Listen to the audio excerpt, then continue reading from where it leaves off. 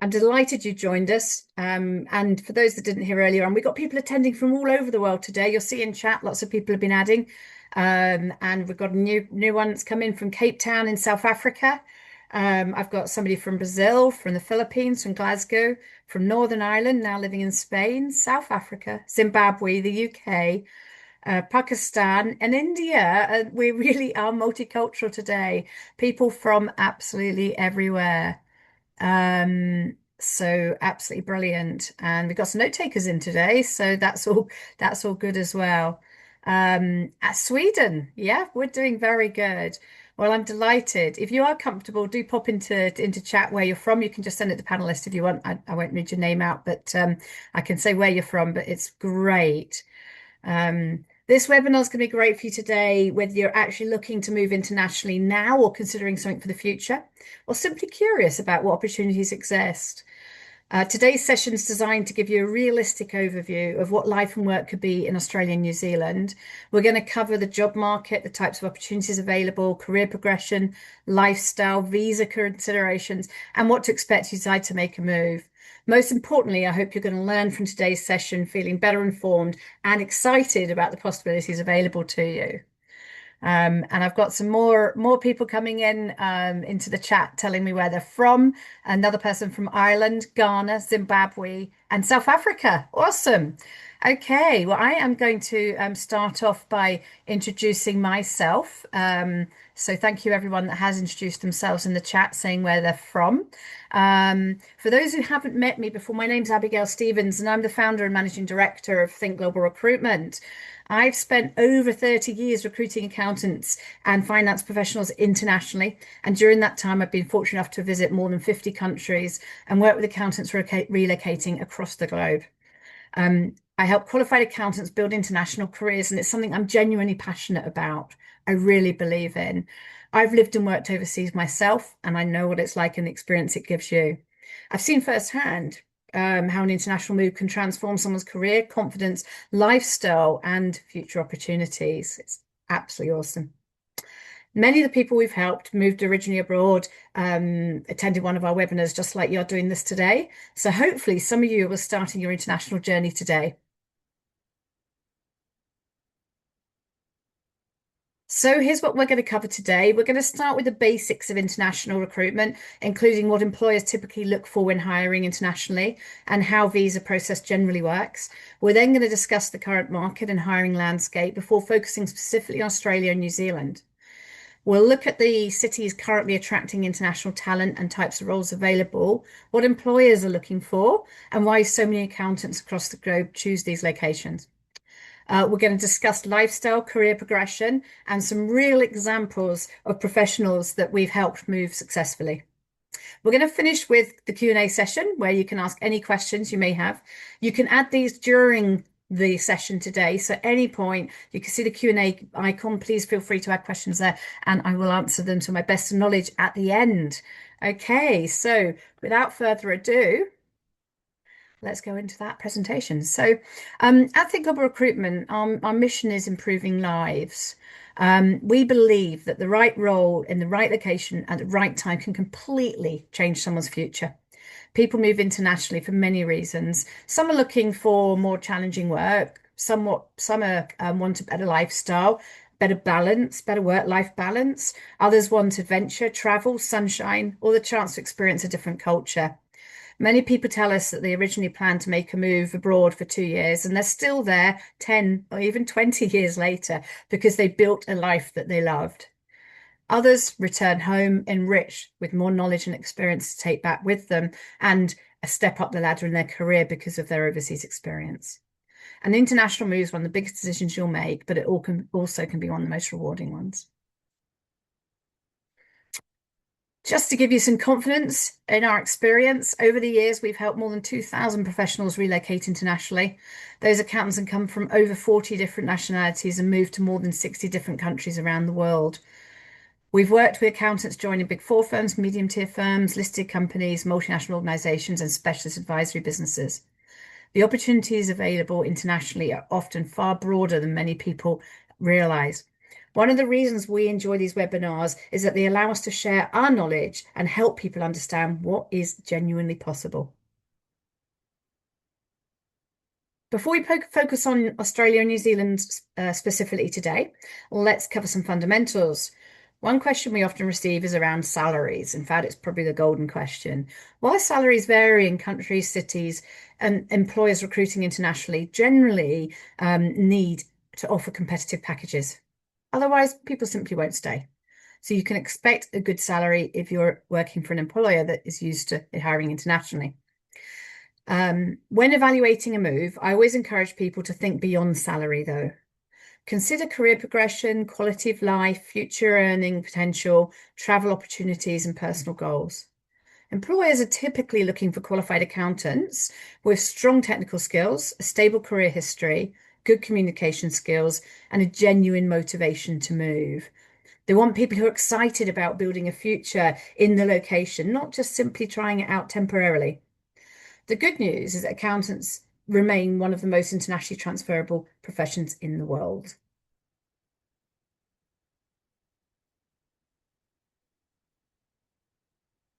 I wanted to include a brief slide on visas for Australia in particular, because it's one of the most common questions we receive.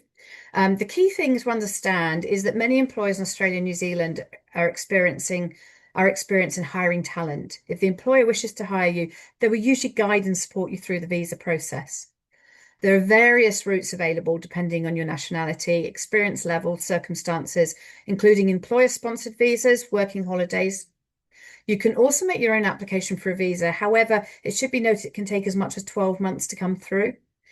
The working holiday is a great option for those that can get it, and it can allow you to move more quickly and start with an employer whilst they put the sponsorship in for you. However, these are only available for certain passport holders and are dependent on age. The employer-sponsored visa tends to only take 8 to 12 weeks, and so it's a great option. If an employer is willing to do that for you straight away, it's a great way of getting out there. And generally, it can last for anything between 3 and 4 years. They tend to renew it, and some firms will then offer you permanent residency at that 4-year mark. Every situation is different, though, so rather than try and cover the complex immigration rules today, our advice is always to discuss your specific circumstances with us, and we can point you in the right direction. We are not immigration advisors, though, so you can always get advice from an official immigration advisor. The important takeaway, though, is visas are more often and more achievable than you initially presumed.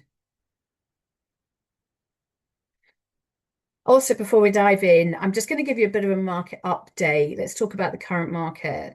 The last 18 months have been more cautious globally than many of us have become accustomed to in all of my 30 years of recruiting, and certainly during the post-pandemic hiring boom. Economic uncertainty, technology changes, shifting business priorities have all affected recruitment actively, as have world events. However, Australia and New Zealand have remained active markets for qualified accountants compared with many other regions. We're still seeing requests across audit risk, internal audit, business advisory, and corporate finance. Markets move in cycles, and one thing I've learned over the years is that opportunities always return.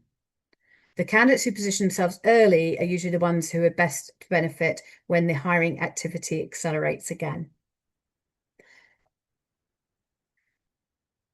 One of the advantages of working at Think Global Recruitment is that we're not just restricted to one country or one market. Today, we're focusing on Australia and New Zealand, but it should be noted we do recruit globally. That means we can help accountants think about their long-term international career rather than just their next job. Many people move to Australia and New Zealand and build fantastic careers.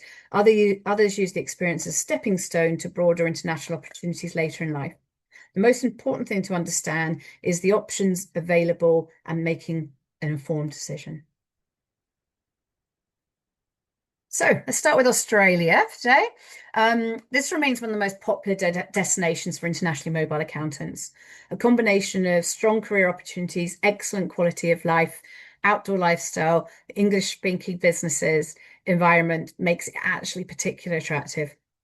One thing I always encourage candidates to think about is which city suits them best. Australia isn't one market. We're going to talk today about a few different cities. Sydney, Melbourne, Brisbane, Perth, and other cities all have different industries, different lifestyles, and different personalities. Choosing the right city can be just as important as choosing the right role. Okay, so why Australia? There are many reasons why Australia, and why accountants choose to go to Australia. The lifestyle's exceptional, the climate's attractive, the cities are modern and vibrant, and there's a strong infrastructure of plenty of opportunities to travel throughout the region. Professionally, employers value international experience, and many organisations are open to recruiting talent from overseas. Competition, though, can be strong because Australia is so desirable destination, but candidates with the right profile remain highly attractive. One practical piece of advice I always give is that if you're eligible for a working holiday visa, it can be an excellent route into the market. Most importantly, though, don't assume only Sydney and Melbourne are worth considering. Okay, let's look at some of Australia's different cities. Sydney is probably Australia's best known city internationally. It's a major financial centre with opportunities across audit, advisory, financial services, corporate finance. It's vibrant, diverse, and offers a fantastic career progression, but it's also one of the most expensive ones to live in. Melbourne is often considered Australia's cultural capital. It has a strong professional services market, thriving business community, and a slightly different feel to Sydney. Many people love the balance between career progression and lifestyle there. Now, Perth's a city I think many international candidates overlook. Its strong links to mining, energy, resources, and infrastructure. It offers excellent quality of life, beautiful beaches, and often a slightly more relaxed pace than the East Coast cities. We are recruiting at the moment for opportunities in Perth as well, so it should be noted, and in Sydney.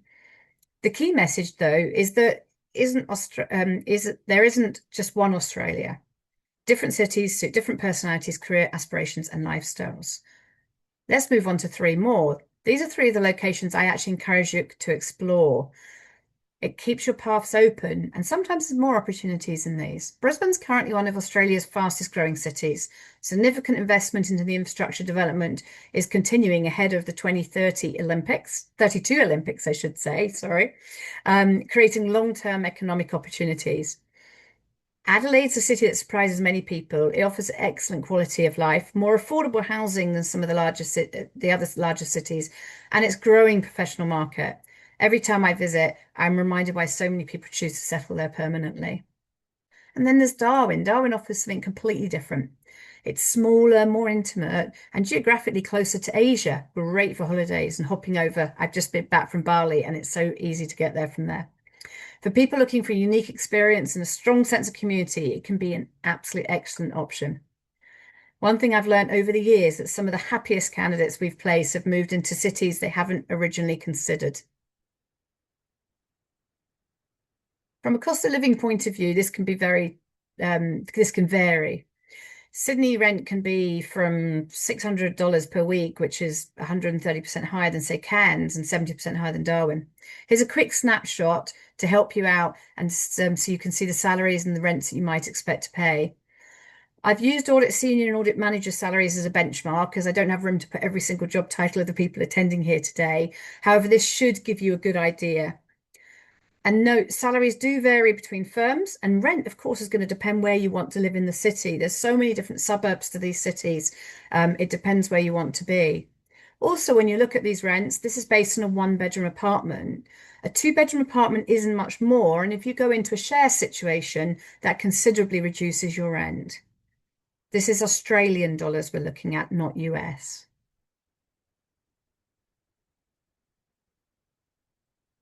Okay, now here's just three more examples of locations that often sit outside people's initial criteria. There's so many places in Australia that you could work in outside of the big cities you've heard of. Newcastle and Wollongong offer access to beaches, outdoor lifestyle, strong local economies, while remaining close to Sydney to benefit from its opportunities. Hobart, the capital of Tasmania, offers a completely different lifestyle, beautiful scenery, a strong sense of community, and an increasingly sophisticated business environment. When people think about moving internationally, they often focus solely on the biggest cities. Sometimes the best opportunities and best lifestyles can actually be found elsewhere. Across Australia, we are seeing opportunities across the whole of the country in audit, internal audit, risk, tax, transaction services, corporate finance, and many other different areas. Being open-minded geographically can significantly increase your opportunity.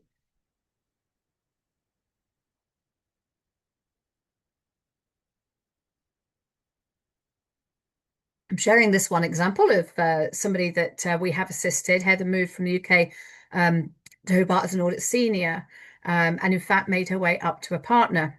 Like many applicants, she didn't realize how far it was going to take her career when she first moved, and that she'd still be there at partner level. It's amazing. I love stories like this because they demonstrate that an international move isn't just about changing location. It's about creating opportunities that might never have been available otherwise. Many of the people who help relocate have experienced accelerated career progression, broader responsibilities, and opportunities they simply wouldn't have encountered if they'd stayed where they were. I should have mentioned earlier on, I have lived and worked in Australia and New Zealand. So with the Q&As, please feel free, and I visit every year, almost every year. So please feel free in the Q&As to ask questions that you want about lifestyle as well, if you feel that I can answer them. Okay, talking about New Zealand, let's move across to New Zealand. This is generally one of my favorite countries in the world, where I go back nearly every year. The scenery is incredible, and the people are welcoming, and lifestyle appeals to many professionals seeking a greater balance in their lives. While the market's smaller than Australia, it offers excellent opportunities for qualified accountants and finance professionals. For many candidates, New Zealand provides a perfect combination of career development, personal well-being, and access to some of the most beautiful landscapes on earth. It's a country that consistently exceeds people's expectations once they arrive. New Zealand is often described as offering a genuine work-life balance, and I think that's a fair description. People work hard, but also strong emphasis on family, well-being, and enjoying the life outside of work. In such a beautiful country, of course, we need to offer that. The country is famous for its outdoor lifestyle, whether it's hiking, skiing, surfing, mountain biking, or simply enjoying nature. Opportunities are literally there on your doorstep. Professionally, many roles offer broad exposure and responsibility, which can be particularly attractive for accountants looking to accelerate their career development. For people who value lifestyle highly in career progression, New Zealand is often a very compelling option. We've seen people be promoted very quickly on joining the firms in New Zealand. Most international opportunities are concentrated around Auckland, Wellington, and Christchurch, although opportunities also exist in other locations within the country. Auckland's the country's largest city, a commercial hub, and it offers the widest range of opportunities across professional services. Wellington, as a capital city, has a strong public sector presence alongside the professional services and commercial organisations. And Christchurch has undergone significant development over recent years and continues to offer excellent opportunities alongside a fantastic lifestyle. Typically, the roles we get there would be audit. There's a lot of business services roles there, which incorporate financial accounting and tax within the accounting firms, and advisory, and some commercial and some financial services roles, as sort of corporate finance roles as well. New Zealand market can be particularly attractive to candidates who enjoy broad responsibilities and close interaction with senior stakeholders. At the moment, the majority of our opportunities, well, we've got opportunities in Christchurch and Auckland right now, just because the market's a bit slower, but we have recruited across them all, and there will be more opportunities coming up across them all. In fact, here, listen to one of the accountants that we helped move to Christchurch. Jess relocated from South Africa to Christchurch, and her experience highlights something we hear regularly from candidates. When we ask people what they value most after they move, salary is rarely the first thing they mention. Instead, they tend to talk about flexibility, supportive leadership, family time, and overall quality of life. Jess is specifically highlighting an understanding and her flexibility with her employer provides around her personal commitments and family life. In fact, she's been promoted since she joined, and she's also currently on maternity leave. It's something that many candidates find refreshing when they move internationally. Career progression matters, but so does enjoying the life you're building outside of work. Best international moves are the ones that improve both. And here's a snapshot you can have a look at in terms of the salary and accommodation across the cities in New Zealand as well.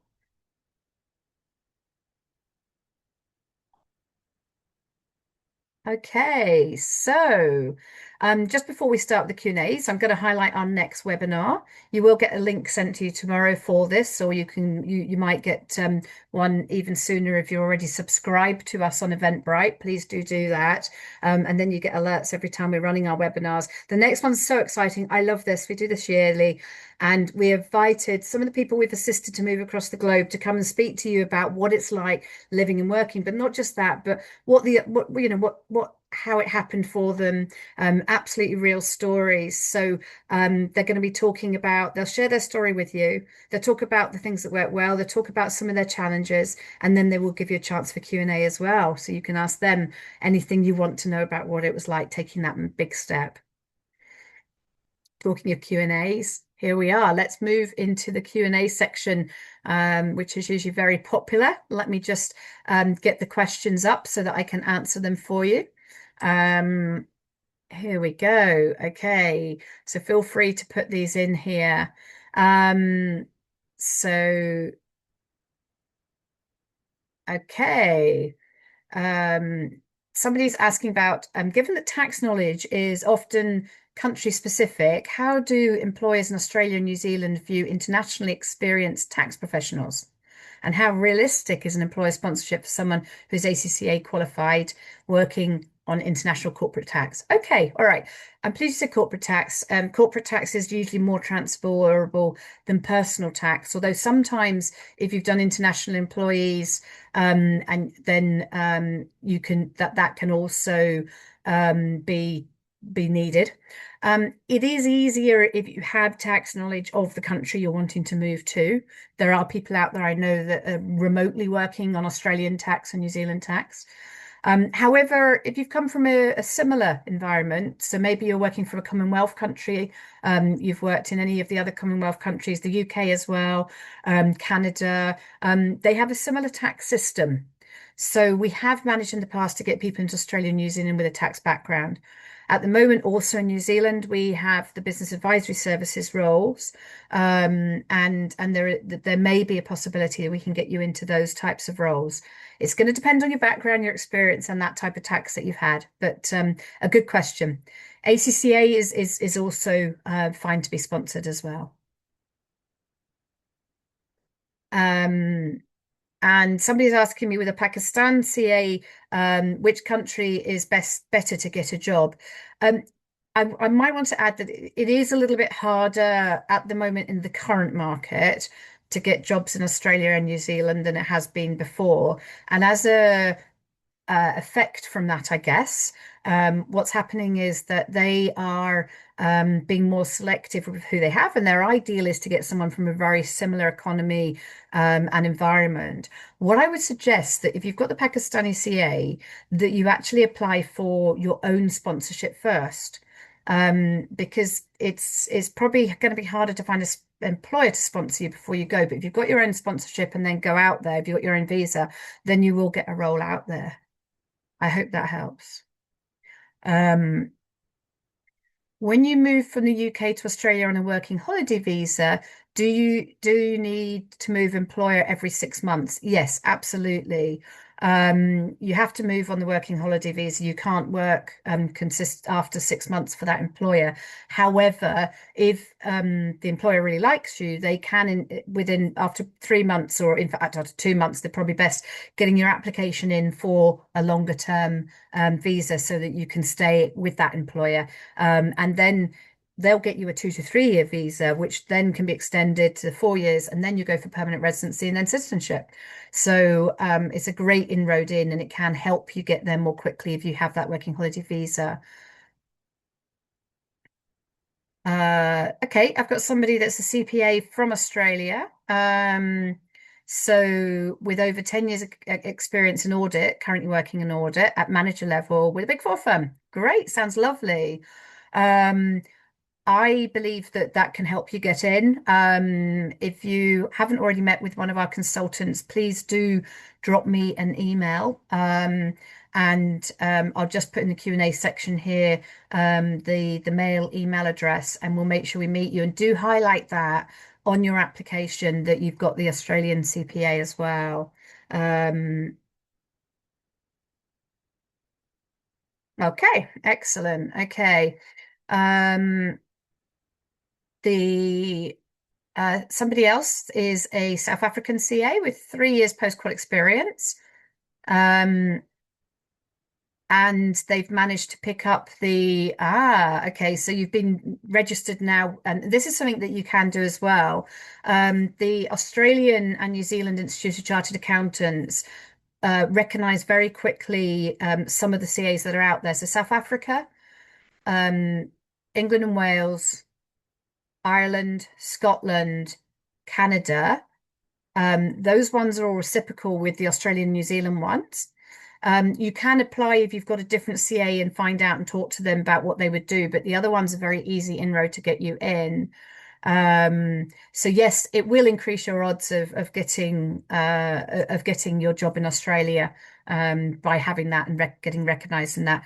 Australians are really big on making sure that you really, really want to go there. And every step you take towards understanding the country, towards understanding the visa system, towards understanding and getting your Australian CPA or your Australian CA rather, all of those things are things that prove to them this is really high up your list of where you want to go.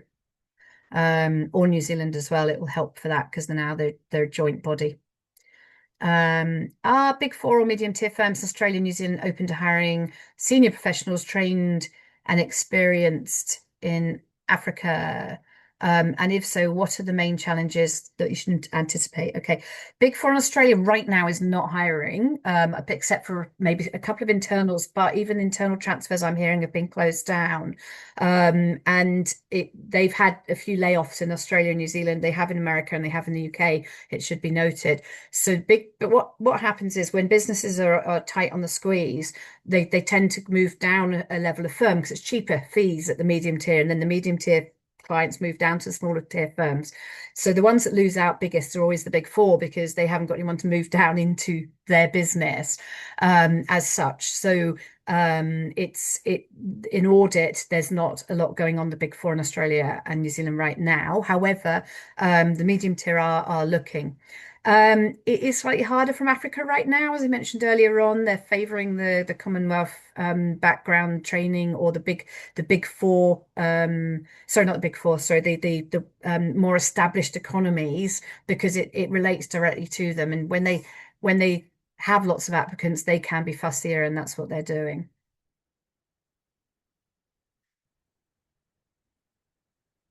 Uh, Typically in Australia, are the visa sponsorships outside of audit? There can be, yes. Right now, I've got some corporate finance, valuations, and due diligence roles available for people with that type of experience. And we've had internal audit and risk as well, and a few other areas. Yeah, so there is, when the market's ready for you, there will be. What are the main support systems available for accompanying spouses and children? Really good question. In terms of working rights for spouses, school enrollment for kids, and any settlement assistance programs for newcomers. Okay, right. So I'll take that step by step. Accompanying spouses. Okay, the first thing is that most of the firms, depending on your level, so up to before lower than senior manager level, it's less likely that the firms will sponsor your family. However, they will help you go through the process. You need to pay for them to do it. You need to pay for the visas yourself. Um, but they can quite often help you out with the process of getting them in. Spouses absolutely should get a visa, a spousal visa, and children, and they can move at the same time as you. It's one of the nicest visa systems we've at the moment. Some of them are a lot tougher to get your partners in, etc. But you can do that in Australia and New Zealand, of course.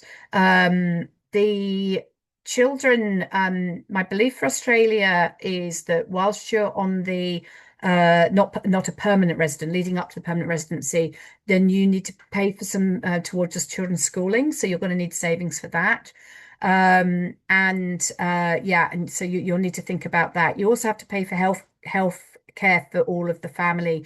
It's compulsory with the temporary visas that you have as in the temporary work visas, that you have that covered off, and that you have a health insurance in there as well.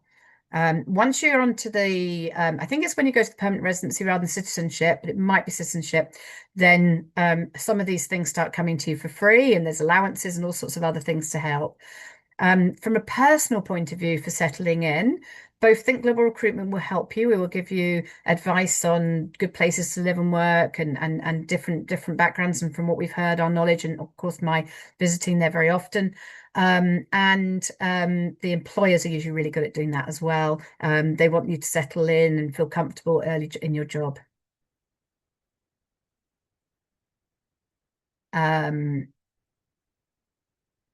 Okay, so someone's asking where they can find opportunities. Well, from us, we're pretty much on the ball of where all the audit roles are live for sponsorship at the moment. There's not many, but there are some. So you can look on our website, you can look on LinkedIn, you can look on any of our social media, etc. And that's where you're going to find all the jobs, and speak to us and register with us. Um, an anonymous attendee might maybe need to expand on your question, saying that you've got 8 years experience in Pakistan and the Middle East. I don't know what the question is behind that. Okay. Um, would Australian companies sponsor ICAW membership? Um, and would need to transfer to a different body with the ACA. So ICAW is reciprocal with the Australian CA. So they would recognize you. You don't have to sit any more tests or anything like that. You just write to them and give them proof that you've passed and you're qualified and your experience to date, and they will give you the local body in Australia, which is going to help you move up the ladder if you have that one as well. You can start working without it, and then as while you're there, then you can get it.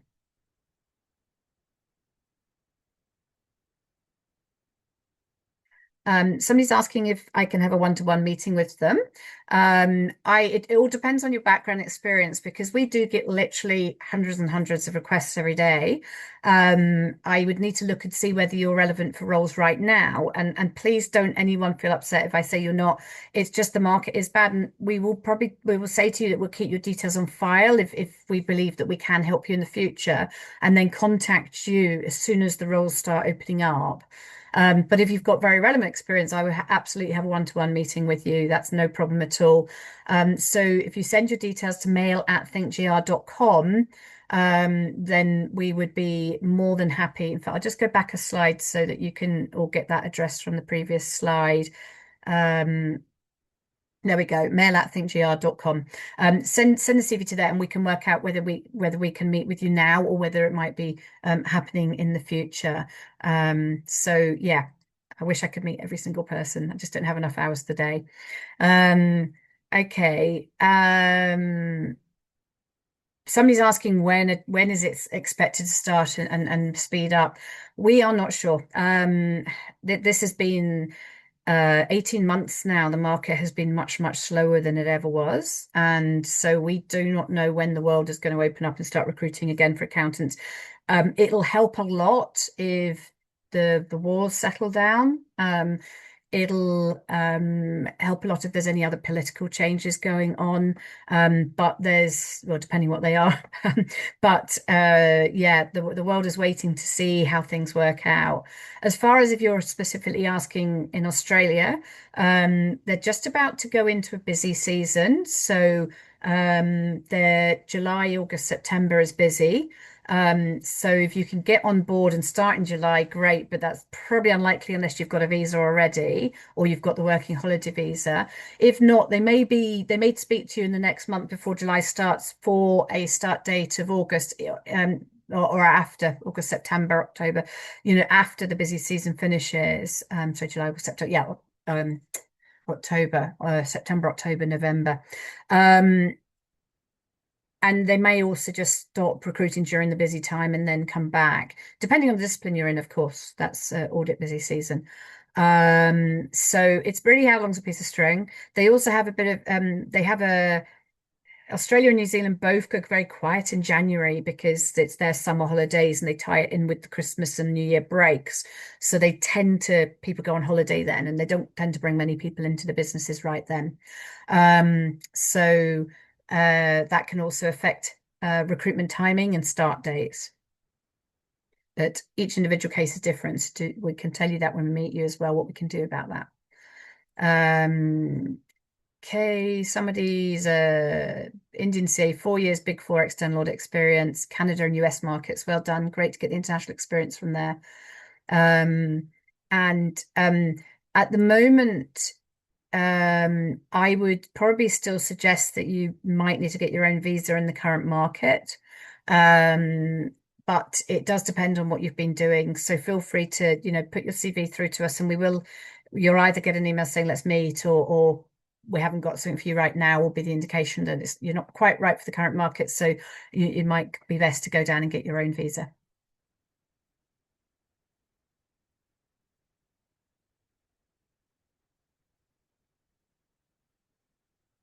Yep.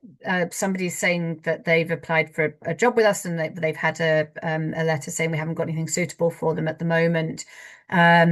I don't know what your details look like. One thing to note is if you've been away for audit for more than a year, most or whichever discipline that we're looking at you for, most employers won't look at you for that on an international market. They feel that you've been out of date with updates, etc. Wrongly or rightly, we try it all the time, but they it's very rare that we can get you back in. A couple of exceptions. So it may well be that you've been away from it for a while, but it may well be just that we just don't have anything for you right now with your specific experience. It's the market.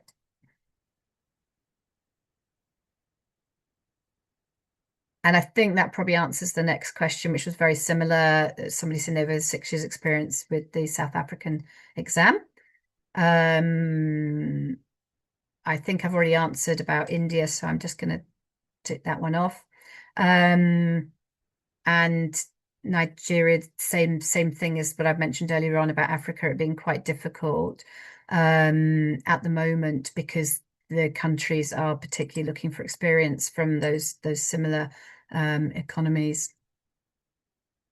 Um,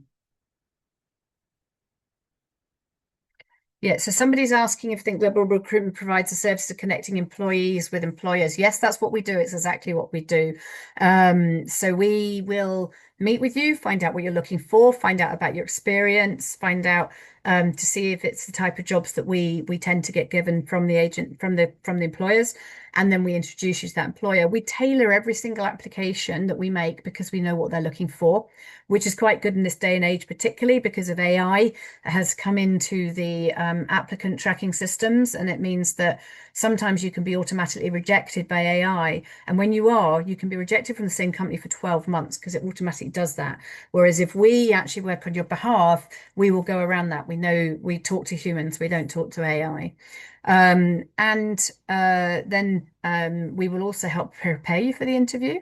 We'll give you lots of notes to prepare with, and we're also going to help with your giving you practice interviews as well.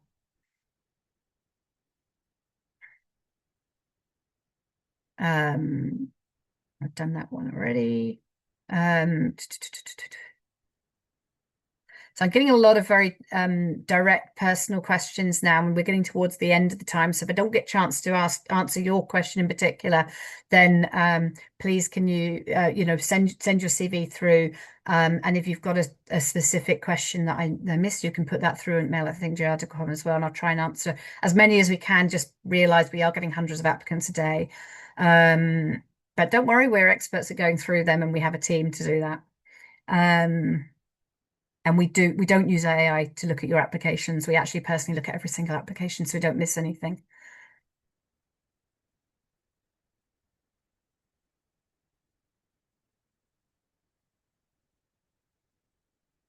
The person that said they've not heard from us in over a year, As I mentioned, the market has been so quiet since December 24. However, please feel free to send a note back to us and myself even, and just say, can I check you on the system and make sure that we are staying in touch with you and that we are considering you for profiles. Our system's really good. Our database does bring up profiles when live jobs come in. This is just purely because the market has been at its very worst that I've seen in 30 years. Um, Someone's asking where else outside of Australia and New Zealand are we seeing a strong demand for experienced professionals? They're specifically looking for tax. Um, that just depends on your experience, really. And we do get slightly less tax requirements, mainly um, because it's different in every country. We get a lot of US tax requirements, but they want people to have face-to-face US tax experience, not remote tax experience. And that would be in Bermuda and the Caribbean. And then your international tax and the corporate tax. We sometimes get opportunities in Europe. We sometimes get opportunities in UK and Ireland. It just depends where you're coming from and what you've done so far. And okay, someone's asking what would be the personal tax percentage for both countries. Um, I don't have all the bands off the top of my head. I believe in Australia, if you're an audit senior level, you're probably looking at around 35% tax. Um, and the top band, if you're a very senior level, is 44%. Their tax bands are very similar to the UK tax bands, if anyone knows them and understands them. And I think New Zealand is actually similar, but I can look that up for you and come back to you. Obviously, there's so many countries to recruit for. I don't know all the tax bands, um, and I don't like to guess. Okay, I think a lot of these questions are coming back to things I've already talked about. Um, Somebody's saying if they get their 6 month working holiday visa to Australia, how do they recommend going about a job search whilst there? We can do that before you get there, or we can do it for as soon as you arrive. So, get in touch with us and let us know you've got that visa with your application, put it on the front. So it's really front and center and we know you have it. And then we can have a look at that for you, and we can have a chat to you about it. Okay. Somebody asked this, and I think they asked it last time as well about running a session on Asian opportunities in Asia. In all honesty, we haven't had any opportunities in Asia for quite a while. And so that's why we haven't been running a session on it. If you have a particularly strong CV for that region, we can talk to our contacts in that region on your behalf. So if it's somewhere you really want to go to, please again send your details to us and highlight that. And we'll get back to you and if we believe that we can help you on a proactive basis. And I can tell you more about living and working there at that point because we've done lots and lots of recruitment historically for that region. Okay, all right. Now then, I'm going to take a quick snapshot of the questions that we haven't answered. No, what I'll do is actually most of these are anonymous, so please do send your details in. I've been asked about corporate finance roles in Australia for any manager and above. I do have a role for somebody at assistant manager straight senior level. So please do get in touch with me. Um, Okay, I am going to cut it there because we're about 5 minutes over time now. But thank you very much for all your questions and for making it a really nice interactive session at the end there. I hope you found it useful and we look forward to hearing from you and take care and enjoy the rest of your day. Okay, thank you.